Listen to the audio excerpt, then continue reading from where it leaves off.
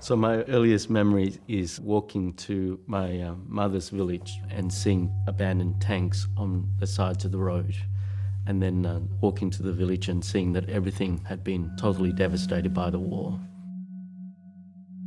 I guess the fondest memory I have of those early years is living with grandma, because my dad was at re-education camp.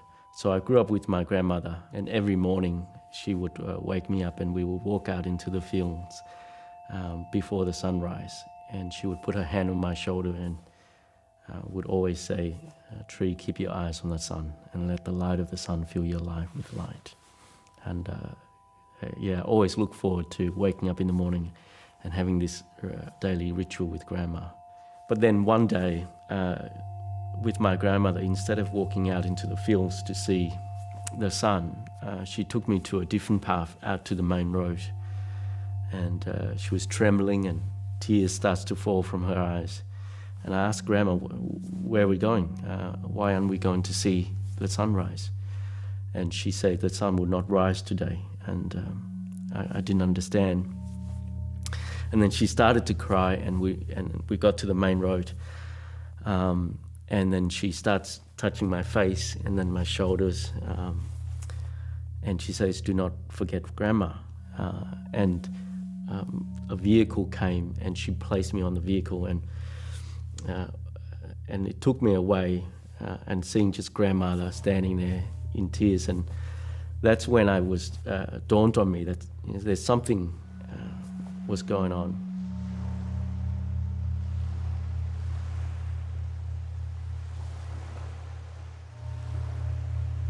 My dad took me onto the boat itself, and there was a little manhole at the front, and he snuck me in there and then sealed up the door, the cabin. And I think only then did my dad learn that Mum and my two younger brother wasn't there. She was just so afraid that she decided at the last minute to stay behind and keep the two boys. My uncle had planned the whole trip. He had been planning the escape for 6 years, I think. He knew about this island, this refugee island. He's saying that would be the first place. But the whole intention was to go further, all the way to Australia.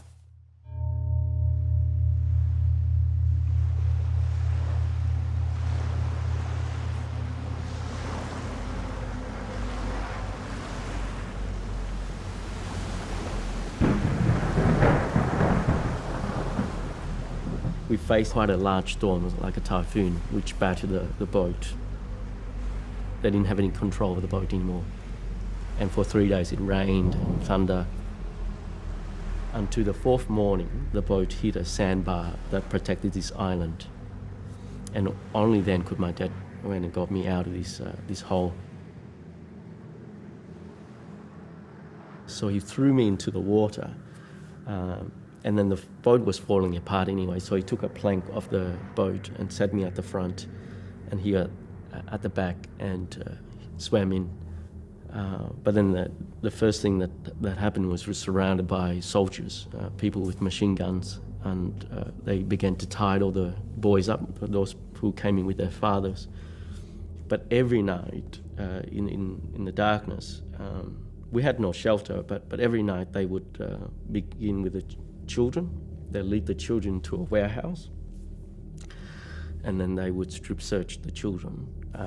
And I learned much later, 20 years later, that some of the older women had to step in for the younger girls because they were being harmed. So quite a few women were raped.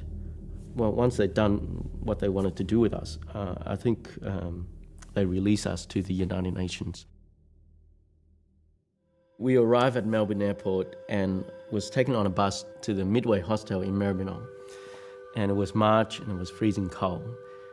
But the most special thing that happened is as soon as we arrived, it was just people everywhere, and people came and clothes, and my sister and I was enrolled to a school in the centre, and local people helped my dad find work. It meant that my sister and I were in a safe place for healing to begin to happen in our lives.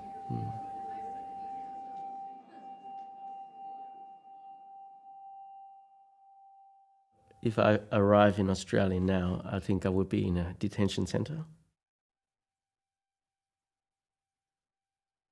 It is the policy and practice of the Australian government to intercept any vessel that is seeking to illegally enter Australia and safely remove it beyond our waters.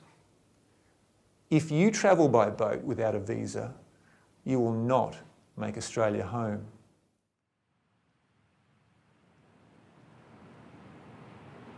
In the 80s, there was much more leadership, or leadership that was much more compassionate. Meeting with Malcolm Fraser recently, he also told me that when boats do arrive to Australia, direct to Australia, he would ring up people in that area and say, make sure that they are clothed, that they are fed, and that they've got a safe place to stay. And it's that kind of leadership that we don't have now. And I think that's the big difference. How do you change this debate? How do you change conversations? To do something symbolic and to do something big will hopefully give me the platform to engage in more positive conversations. I knew that maybe one way is for me to say thank you to Australia. And I wanted to walk to Canberra to say thank you. So 3 asylum seekers signed up to walk. And none of us had any training, and none of us have ever walked very far. and so we walked during Lent, during Easter time. And for the asylum seeker, this is the first Anglo, stranger's home that they've ever been into.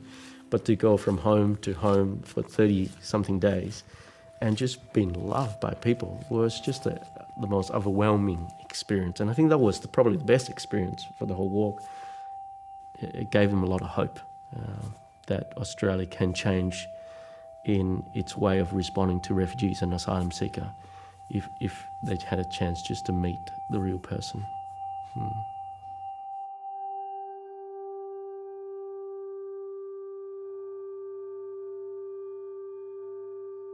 So I arrived at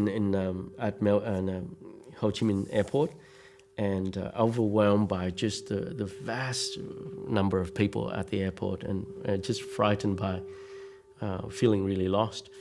And I didn't recognize any of my relatives. And so I stood there at the entrance for a long time, and then suddenly I recognized my grandmother, and she broke through the barrier and running towards me with security guards running after her. And then she ran and she embraced me, and she was only up to my chin. And I got on my knees and embraced Grandma, and she starts touching my face and my shoulders, and she says, "Is that you, Tree?" And I say, "Yes, Grandma." And she says, "Welcome home." So it was a most beautiful moment for me, because it was the distance have now closed up. The moment, the time when we departed, and this reunion, it's just closed that gap. And I spent many days with Grandmother walking out into the fields and looking at the sunrise, and Grandma saying to me, "Keep your eyes on the sun." And I could say to Grandma, "My eyes is on the sun." And it's just was very special to be able to be reunited with Grandma.